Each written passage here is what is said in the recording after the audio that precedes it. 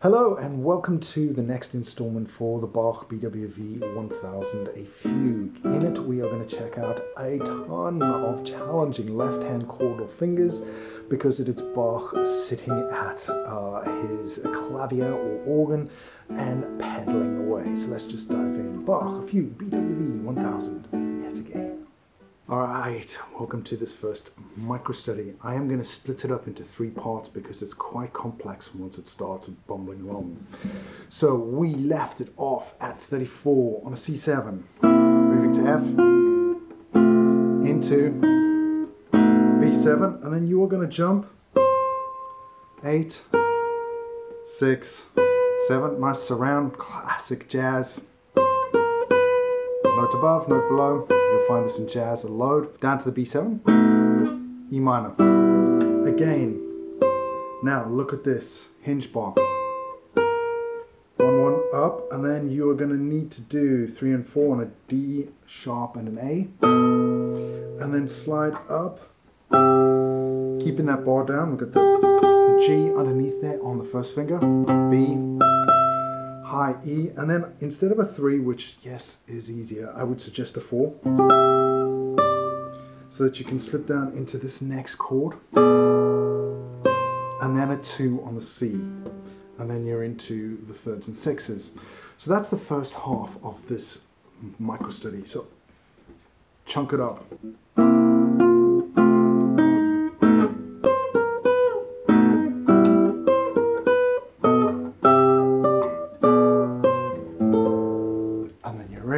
From this point, the fingering gets a little bit more interesting. So we were here, 4 and 2 on 10 and 8, A and C. First finger pre-prepared. Now look, I'm already sensing 3 and 4 because I know that we're going to have to do F sharp and D sharp. Sixes, up. Then I'm eyeballing fret 5 because I need to go down to D sharp and A. 2 of those, and then your second finger is going to glide up to the B with an open B, so it's octave. That's the next micro study. So again,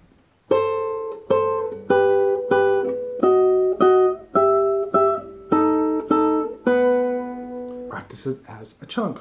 Alright, the third one is going to be slightly longer and it's a little bit more complex, so I'm going to break it down into 2 halves. First half, G with an open E, super important. I wouldn't bother doing it down here.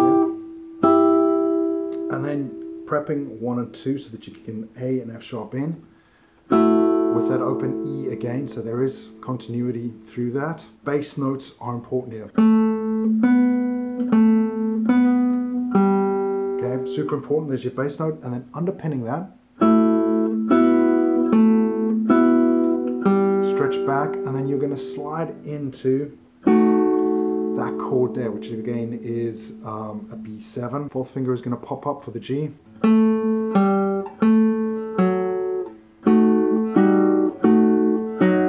then you're going to eyeball 5 and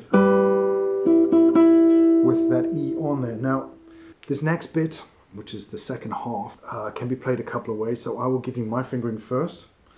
My fingering is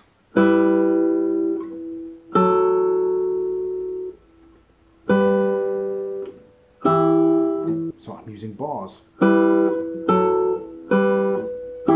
I'm E, G, and an open E. Where I can, I'm using that open E against high notes. It's very much part of the modern classical guitar technique.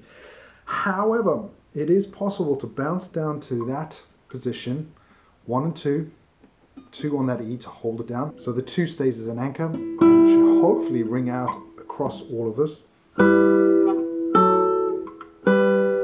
And then into E and G there, or if you want to. Those are your choices for this first micro study. It's a lot busted up into smaller halves. Focus on the fingering, super, super, super important fingering. But like always, please investigate for yourself. Welcome to bar 39. So we left it off 1, 3, 4, 2, 1 comes off, stretches backwards. Notice my second and third fingers are getting ready to pump down for the D sharp and B. Look at that, first finger prepped, and then 1 and 3 into those thirds. So this one is a nice quick one.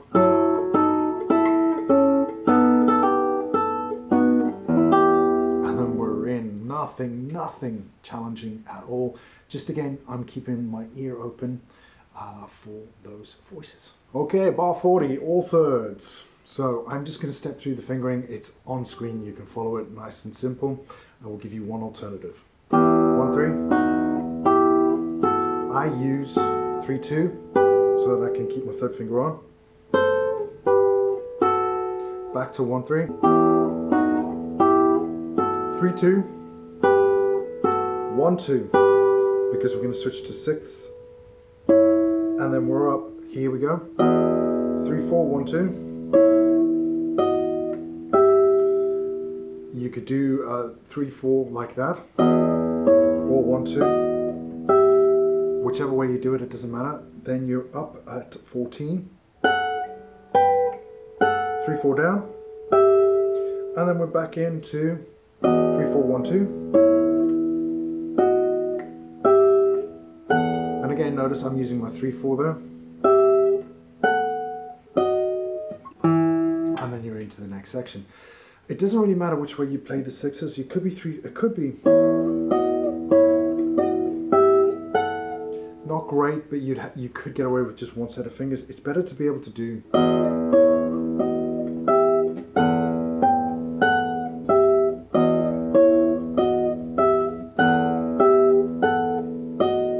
experiment with that, find the sets of fingers that are working for you, and again, making sure that those voices are nice and clear, especially up at the higher register.